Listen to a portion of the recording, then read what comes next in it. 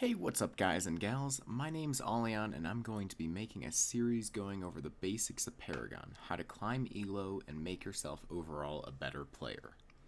I'll be covering the map, how to level up in CXP and EXP, how the lanes work, all the roles, heroes and decks, and much more. This first video will be covering the map. Now with the map being constantly updated, I don't want to get into too much of how the map appears, but the fundamentals of these upcoming tips can be used for any map in any MOBA. First off, map awareness. No, I'm not talking about where the stairs by green lead, although you should know that anyways. I'm talking about knowing where your team is, where the enemy team is, knowing the enemy jungler's location, your jungler's location, and where the minion waves are. Let's start off with an example of pushing a wave. Let's say I'm a left laner and I have no wards in my left jungle. I just saw the ADC and support back, so I know they are at base and heading back after spending and healing up.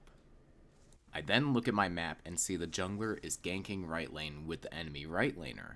So far, I've accounted for 4 people. Now that I've accounted for 4 people, I need to account for the 5th. I check the mid lane and I see that the enemy mid laner is pushed to his tower. Now that I know the locations of all 5 enemies approximately, I can safely push this lane all the way to the tower until the ADC and support get back, but keep watching the map in case mid disappears or anyone else disappears, because odds are they're responding to you.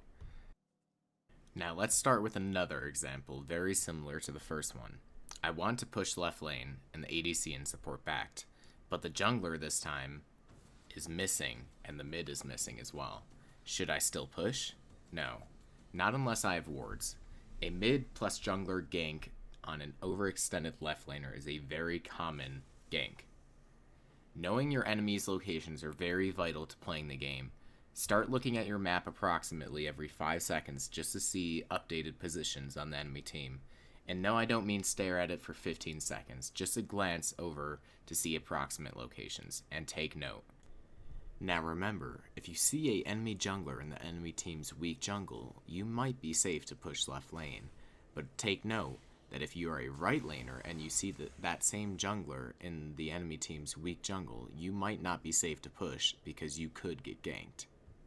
Now minions. Knowing your minion waves can be crucial to killing enemies, pushing enemies out of lane, or knowing when you have to defend. Minion waves spawn every 30 seconds starting at 1 minute in-game time, and siege waves spawn every 2 minutes and 30 seconds. If you want to push a lane, you may want to take note how close your minions are to arriving to your lane. A hard push with a minion wave and a half can be devastating to an unsuspecting laner. You may also want to look at the minion waves in other lanes, and if your teammates are there to respond.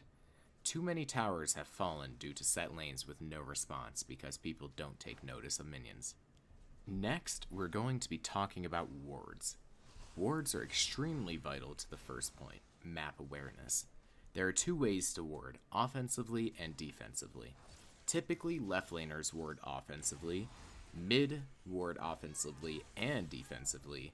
You know, river wards keep them safe but also de-ward enemy mid laners, thus offensive. Junglers will ward offensively or defensively based on playstyle, if they like to counter jungle, invade, or whatnot. And right laners will almost always ward defensively to counter the ganks. Warding in areas to let you know where enemies are and team objectives, such as Raptors and OP, can change the outcome of a game. And PS, vision on the map is much more worth getting than that little extra boost of power or whatever. All 5 teammates should be carrying wards early to mid-game, and 4 of them should carry it endgame, the exception being ADCs, because that little bit of extra power really does matter for them. Another small thing to mention with map awareness is learning how to ping. Ping careful right side if you notice the jungler is in weak jungle on the right side, because that could mean your ADC and support are about to get ganked, and they may not have noticed. Spam it if you have to. I don't mind someone spamming if they saved my life, but on the flip side, don't be a jerk and spam good job when someone dies. So now I'll just be going over some key moments in a game that I played against a few masters and I played with Natosick and his team, in which map awareness helped me or my team or completely destroyed the enemy team. Starting off with the first clip was when a Seraph had low HP after I had just got done killing her support. I decided to get a little cocky when I realized that she was lower HP than me and decided to make a move on her. But had I have known, by using map awareness, that their jungler has been missing for quite a while, that he would either tower dive me or make an appearance left lane, and it was a little too late when I tried to make my move. This next clip is when we were chasing a Morgesh into the jungle after attacking our left tower when they decided to retreat. I followed them knowing that the Narbash was coming through my jungle to cut them off, but they did not know that because they did not have the same map awareness because of lack of wards. I baited the Morgesh into attacking me, which quickly turned around on her with the Narbash. Then the Howie turned around and decided to ult us, but it was a little bit too late for her Morgesh, and our Twin Blast just joined the fight as well, so they both died for it.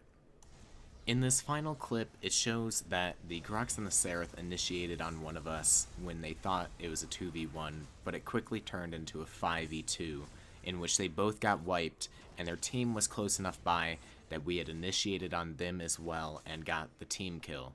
After getting the team kill, we won the game. Map awareness could have helped them in this situation because they could have known that it was an unfair fight, and if they would have initiated it better timing with their team being closer, they may have stood a chance. But getting this team wipe won us the game. So that's it for today's video. In the next video, I'll be covering CXP and EXP and how to be the strongest in your game. I hope you guys enjoyed this video, and if you could leave a like and subscribe, I'd most definitely appreciate it. Thanks guys for watching, and catch you next time.